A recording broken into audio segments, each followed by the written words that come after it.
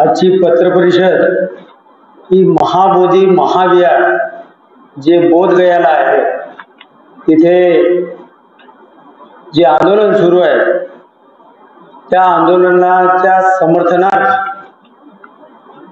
या आमची जी मित्रमंडळी आहे बौद्ध मित्र परिवार यांनी एक अन्नधान्य सहयोग समिती निर्माण केलेली आहे आणि त्या अन्नधान्य सहयोग समितीचे आमचे पदाधिकारी रिटायर्ड एसीपी राजरत्न बनसोड साहेब आहेत, जितूजी बनसोड आहे, दीपकजी वासे आहे, प्रदीपजी बनसोड आहे, बाबाजी बोरकर आहे, रवींद्र ठवरेजी आहे, दीपक वासेजी आहे, शांकी डोंगरेजी आहे, विक्रांत गजबीजी आहे, सुरेश दादा मेश्राम आहेत, भूषण लोखंडे आहे आणि सुजित अंडरसारे आहे आणि इतरही आमचे जे मित्र परिवार आहे त्यांच्या सहयोगाने आम्ही महाबोधी महाविहार मुक्ती आंदोलनाच्या याच्या अंतिम टप्प्यामध्ये आम्ही इथं पोहोचलो आहे आणि त्याचा सांगण्याचा उद्देश आमचे बनसोड साहेब ACP retired ACP Rajratna Bansod हे आपल्याला पुढची माहिती देतील.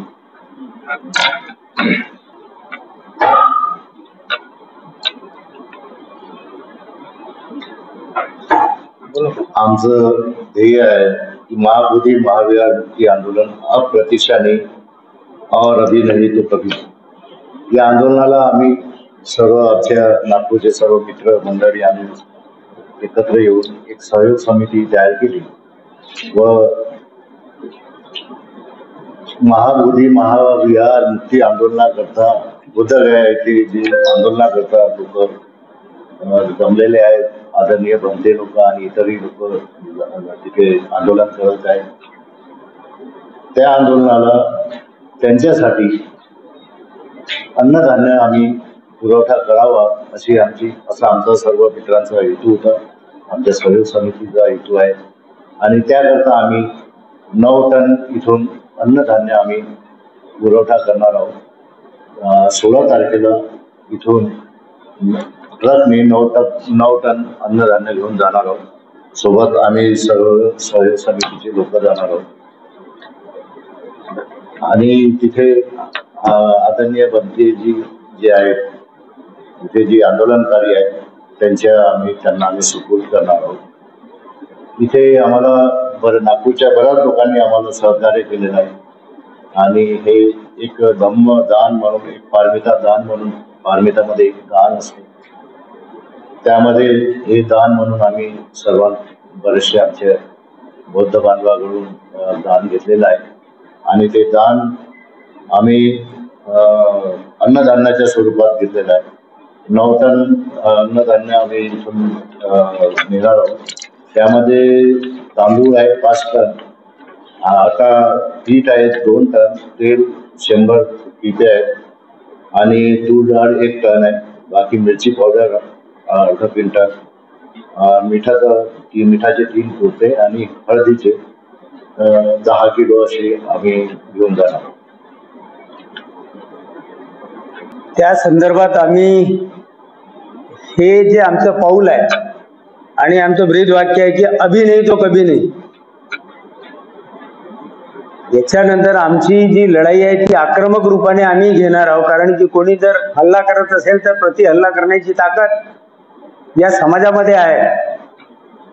परंतु आम्ही तिथे हे करण्याच्या उद्देशातनं नाही चाललो. आता तिथं आम्ही शांतीपूर्ण आमचा हा जो कार्यक्रम आहे, कारण ते आंदोलनकारी बसलेले आहे, त्या लोकांवर अशा प्रकारचे तुम्ही असं जे व्यवहार करून राहिले जे बाहेरचे या राज्यातच नाही पण या देशातल्या प्रत्येक राज्यातनं तिथे लोक आलेले आहेत आणि या देशातूनच नाही तर प्रत्येक देशातनं तिथं आपले प्रतिनिधी म्हणून तिथं या आंदोलनाला सक्रिय सहभाग म्हणून देत आहेत. असं असताना तिथले जे स्थानिक काही जे आहे विशिष्ट जातीचे लोक ते या प्रकारे करतात तर हे चांगली गोष्ट नाही आहे, पण याचा अंत कुठे ना कुठे होईल. या आंदोलनाला घेऊन जे आंदोलनकारी आहेत त्यांच्यामध्ये सुद्धा निर्माण झाले आणि त्या आंदोलनाला डालूच लागण्याची भीती निर्माण झाली. जसं रिपब्लिकन पार्टी ऑफ इंडियाचे तुकडे झाले तसे या आंदोलनाचे सुद्धा तुकडे पडण्याच्या मार्गावर. तुमची समिती असं नको व्हायला म्हणून काय? असं काही नाही. आता कसं आहे, थोडं थोडं मतभेद असतात पण मनभेद नाही आहे. आणि ते छोट्या छोट्या विषयावरून किंतु परंतु आहे. असं काही मोठं चर्चा करण्यासारखे हा विषय नाही आहे. असतात सर्व वेगळे वेगळे मतांचे वेगळे वेगळे याचे असतात, परंतु असा मोठं काही आमच्या ह्याच्यात नाही आणि तिथेही तसली परिस्थिती नाही आहे. तुम्ही अन्न पुरवठा करत आहात, अन्न देत आहात, जे आंदोलनकारी आहेत त्यांना. यानंतर तुमचा हा तर सगळा अन्नाचा भाग, तिथे जे उपोषण करते बसल्याने यानंतर कुठलं पाऊल काय राहणार? आमची ही जे अन्नधान्य सहयोग समिती आहे, हा कार्यक्रम पहिला टप्पा झाल्यानंतर बसून आम्ही निर्णय करू की पुढचा टप्पा आमचा काय असणार आणि त्याच्यामध्ये कुठली भूमिका घेणार. असं सर्व सामूहिक रूपाने आम्ही निर्णय घेत असतो. म्हणजे एक निर्णय कोणाचा असत राहत नाही. सर्व सामूहिक रूपाने निर्णय करू आम्ही पुढच्या टप्प्याच्या संदर्भात. तो टप्पा कसा असेल तोही निर्णय आम्ही तुमच्या समक्ष सांगून आम्ही करू. आपने 2 मांगों का यहाँ वर्णन किया है, जिसमें एक कानून को रद्द करने की मांग है जी, दूसरा बोध गया समाज को दौलत दिया जाए, एक तरह की मांग है. रणनीति क्या बना रहे आप सरकार पे दबाव बनाने की? लोकशाही में लोक पद्धति से लोकतांत्रिक तरीके से उस मुद्दों को रखा जाए. क्योंकि जिन लोगों के हाथ में वहां का नियंत्रण है, तो ये हम लोकतांत्रिक तरीके से वहां पे आंदोलन करके ही हासिल कर सकते हैं. ये हमारा मार्ग है. भगवान गौतम बुद्ध ने हमको बताया है कि शांति के मार्ग से ये चलना है अपने को. उस मार्ग का अनुसरण करते हुए हम लोग चल रहे हैं. ये पहली बार जा रहे हैं इस बड़ी क्वांटिटी में ये पहली बार है.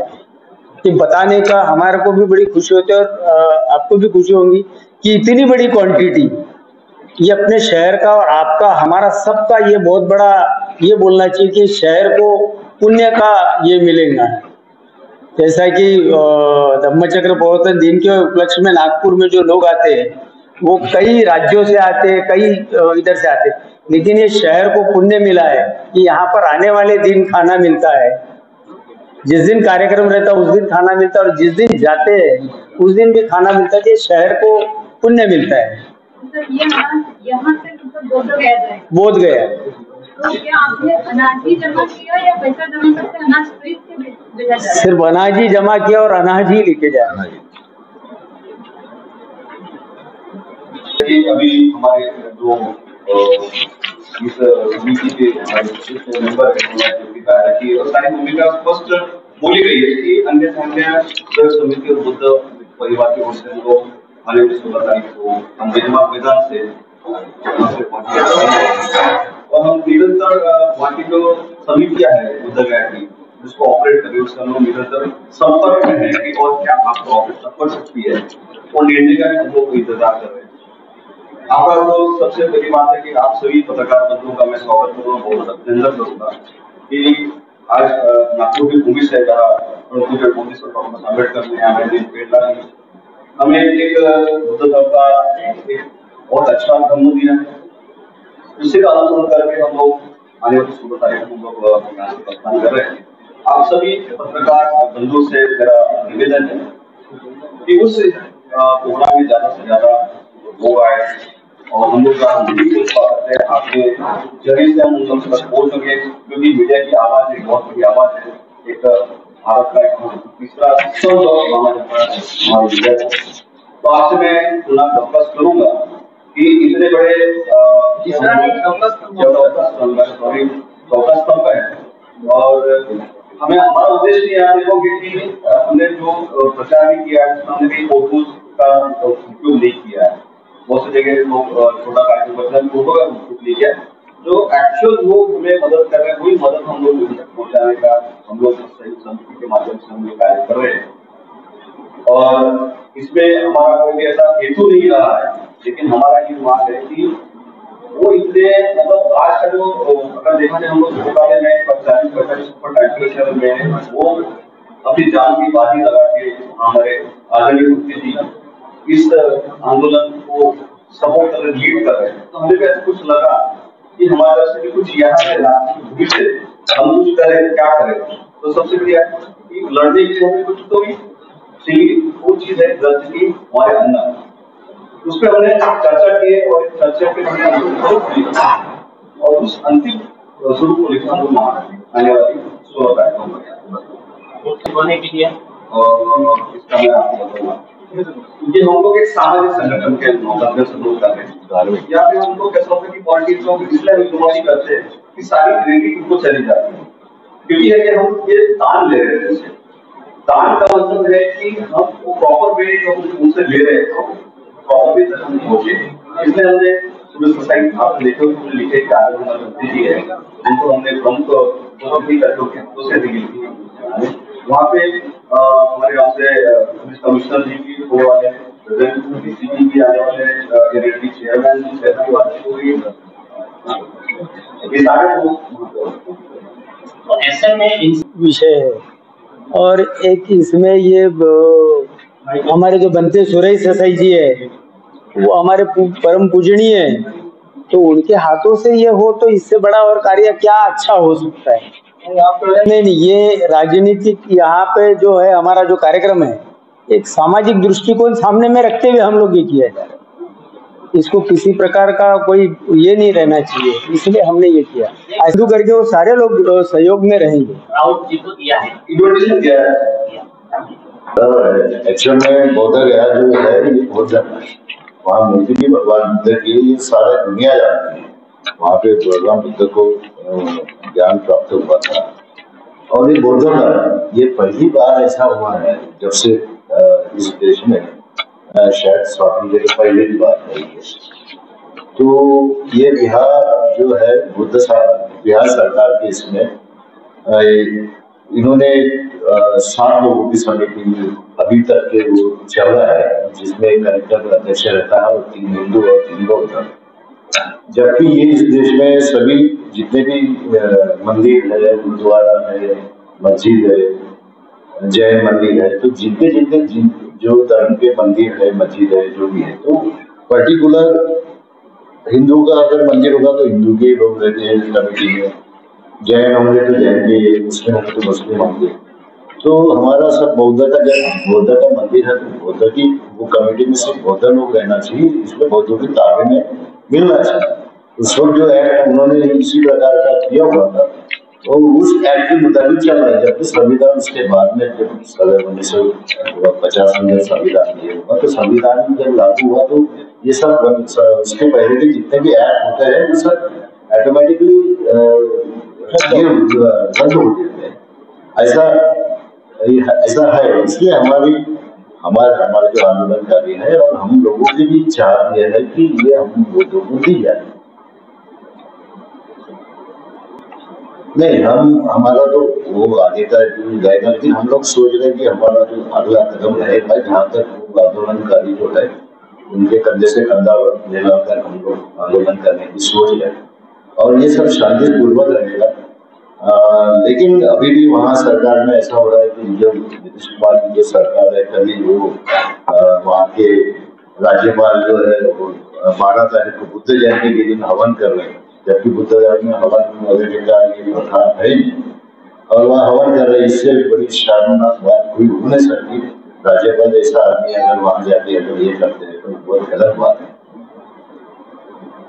भुवनेश्वर में कुछ हमारे महाराष्ट्र के लोग गए थे तो वहाँ कुछ, जबकि वो प्लेस जो है वो दुगेश्वर में भी एक प्लेस ऐसा है कि जहाँ भगवान बुद्ध ने उस वक्त तपस्या की थी और वहाँ एक पंडित जाके बैठा हुआ है, वो मैं खुद भी इससे पहले गया तो वो बैठे हुए वो चाहते वो बोलते हमारे दुगेश्वरी मंदिर, जबकि वो सब बहुत ज्यादा है।